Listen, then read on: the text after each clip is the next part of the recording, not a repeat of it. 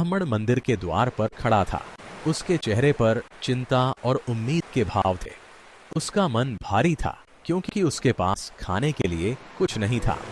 उसने धीरे धीरे मंदिर के अंदर प्रवेश किया और भगवान श्याम के विग्रह के सामने हाथ जोड़कर खड़ा हो गया। हे भगवान श्याम, मेरी सहायता करें। मेरी स्थिति बहुत दयनीय है। उसने प्रार्थना की। उसकी आवाज में एक गहरी वेदना थी। भगवान श्याम ने उसकी पुकार सुनी और प्रकट हुए। उनका मुखमंडल शांत और करुणामय था। ब्राह्मण को देखकर उन्होंने कहा, हे ब्राह्मण, चिंता मत करो, मैं तुम्हारी सहायता करूंगा। ब्राह्मण ने भगवान के चरणों में सिर झुकाया।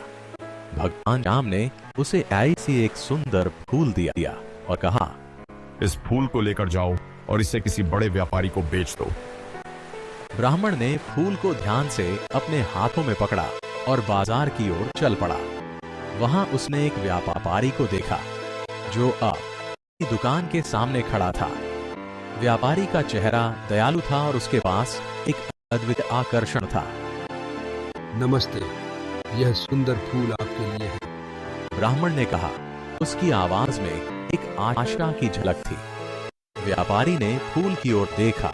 उसकी सुंदरता से प्रभावित होकर बोला, यह फूल अद्वितीय है, मैं इसे अवश्य खरीदूंगा। व्यापारी ने ब्राह्मण को न केवल रुपए दिए बल्कि एक दोस्ती की पेशकश भी की। हम दोस्त बन सकते हैं, तुम्हारी भक्ति ने मुझे प्रभावित किया है, उसने कहा।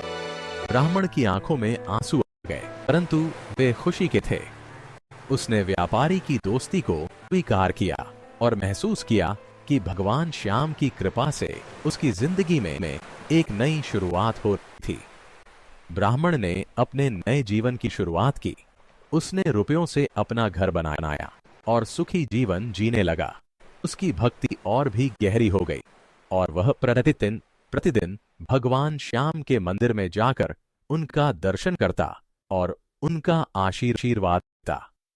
ब्राह्मण ने कभी भी भगवान श्याम का आशीर्वाद नहीं भुलाया। उसकी भक्ति और विश्वास ने उसे एक नई दिशा दी थी। उसने अपने जीवन में भगवान श्याम के प्रति अनंत श्रद्धा और कृतज्ञता अनुभव की। उसने सीखा कि जो भी भगवान श्याम पर विश्वास करता है, उसकी सहायता भगवान अवश्य करते हैं।